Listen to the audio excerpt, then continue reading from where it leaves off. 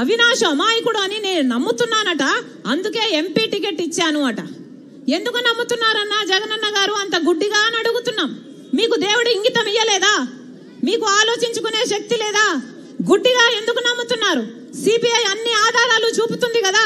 చంపిన వాళ్ళు, చంపించిన అవినాష్ గారు ఇద్దరు గూగుల్ టేక్అవుట్స్ లో వాళ్ళ లొకేషన్ మ్యాచ్ అవుతుంది అని చెప్తున్నారు కదా. మరి ఎందుకు నమ్మటం లేదు? అవినాష్ గారు చంపిన వాళ్ళు లావాదేవీలు జరిగాయి, డబ్బు ట్రాన్సాక్షన్ జరిగింది, అడ్వాన్స్ తీసుకున్నారు అని సిబిఐ సాక్ష్యాలు చూపుతున్నా కూడా మీరు గుడ్డిగా ఎందుకు నమ్ముతున్నారు? ఫోన్ కాల్ రికార్డ్స్ ఉన్నాయి.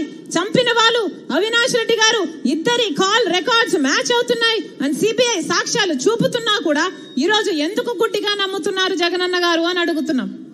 మీకు అన్ని తెలిసి కూడా అవినాష్ను కాపాడుతున్నారు అంటే మీకు ఏ అవసరం ఉంది? ఏ అవసరం ఉంది కాపాడుతున్నారు? జగన్మోహన్ రెడ్డి గారు సమాధానం చెప్పాలి. జగన్మోహన్ రెడ్డి గారు సమాధానం చెప్పాలి. అవినాష్ రెడ్డి గారు అక్యూజ్డ్ గా సిబిఐ చేర్చినా కూడా ఈరోజు జగన్మోహన్ రెడ్డి గారు ఇన్ని సంవత్సరాలు అవినాష్ రెడ్డిని కాపాడాడో సమాధానం చెప్పాలి.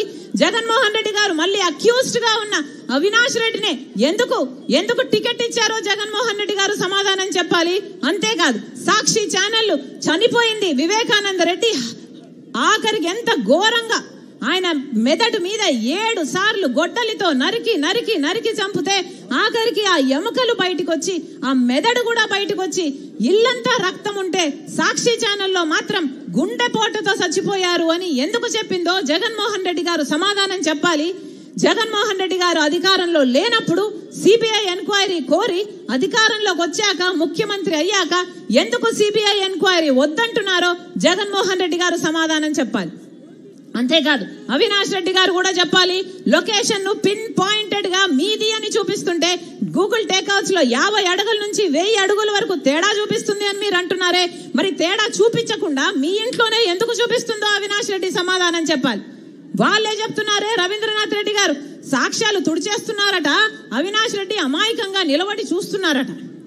ఏమైనా అర్థం ఉందా? అమాయకంగా ఎందుకు నిలబడి చూస్తున్నారండి? సాక్ష్యాలు తుడిపేస్తుంటే మీకు ఆ మర్డర్లో మీ చెయ్యి లేకపోతే అని అడుగుతున్నాం. మీరే ఒప్పుకుంటున్నారే, మరి అలాంటప్పుడు మీకు శిక్ష పడాల్సిన అవసరం లేదా? మీకు శిక్ష పడకపోగా ఈరోజు మళ్ళీ వాళ్ళకే టికెట్ ఇస్తున్నారు అంటే మళ్ళీ గెలవాలట, అధికారం అడ్డు పెట్టుకొని మళ్ళీ వాళ్ళకు జైలు పోకుండా కాపాడుకోవాలట, మళ్ళీ ఇట్లా హత్య చేసిన అక్యూజ్డ్ వాళ్ళు చట్టసభల వరకు పోవాలట. ఏం జరుగుతుందన్నా మన రాష్ట్రంలో? ఒకసారి ఆలోచన చేయండి.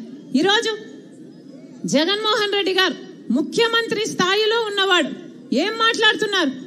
ఇలా బహిరంగ సభ పెట్టి 1000 కొద్ది మగవాళ్ళు ఉన్నారు ఆ సభలో మాట్లాడుతున్నది సొంత చెల్లెలు గురించి అని కూడా ఇంగితం లేకుండా నేను వేసుకున్న నా ఒంటి మీద ఉన్న బట్టల గురించి జగన్మోహన్ రెడ్డి గారు ప్రస్తావించారు అంటే ఎంత దిగజారుడు రాజకీయాలు చేస్తున్నారు వీళ్ళు.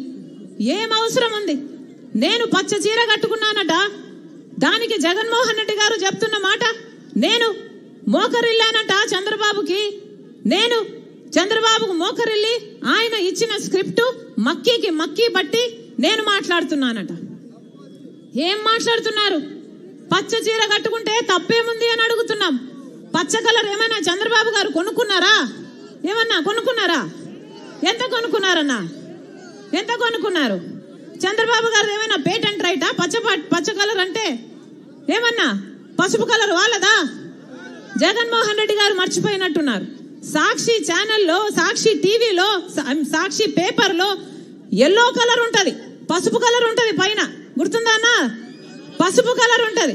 దానికి రాజశేఖర రెడ్డి గారు ఆ రోజు చెప్పిన మాట తప్పేముంది? పసుపు అంటే మంగళకరమైన రంగు, అదేం టీడీపీ వాళ్ళ సొంతం కాదు అని ఆ రోజు రాజశేఖర రెడ్డి గారే సాక్షికి పసుపు రంగు పెట్టించారు.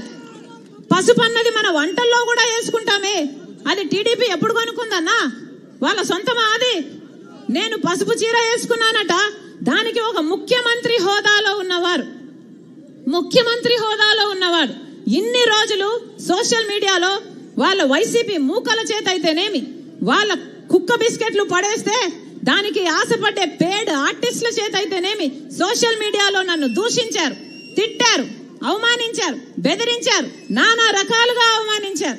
ఇదంతా సరిపోలేదని ఈరోజు ముఖ్యమంత్రిగా ఉన్న జగన్మోహన్ రెడ్డి గారు మాట్లాడుతున్నది సొంత చెల్లెల గురించి అని కూడా ఆలోచించకుండా నా ఒంటి మీద ఉన్న బట్టల